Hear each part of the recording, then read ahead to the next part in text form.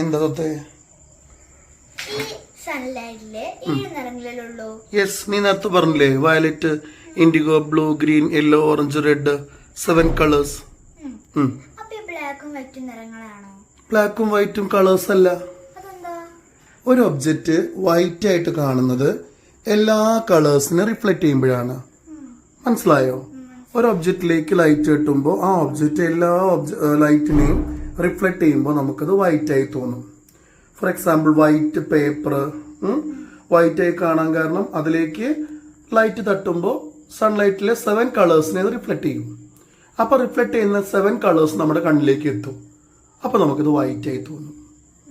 എന്നാൽ black board black ആയി കാണാൻ കാരണം അതിലേക്ക് വിബ്ജോർ തട്ടുന്ന സമയത്ത് ഒരു കളറിനെ അത് റിഫ്ലക്ട് ചെയ്യില്ല. അപ്പൊ നമുക്കൊന്നും കാണൂല. അതാണ് ബ്ലാക്ക്. അങ്ങനെയാണെങ്കിൽ ബ്ലാക്കും വൈറ്റും കളേഴ്സ് ആണോ?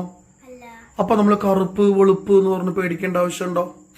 അതാണ് അല്ലേ? ക്ലിയർ ആയില്ലേ?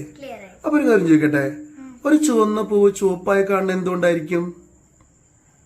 പറയാൻ കഴിയില്ല. ഒന്ന് ആലോചിച്ചോക്ക്. എന്താണെന്നറിയോ?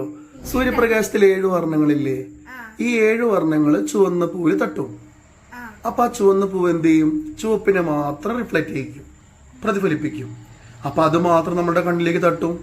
അപ്പൊ നമുക്ക് ചുവപ്പ് മാത്രം കാണാൻ പറ്റും. അങ്ങനെയാണ് ആ പൂവ് ചുവപ്പായി കാണുന്നത്. ക്ലിയർ ആയോ? എന്ത് മനസ്സിലായി?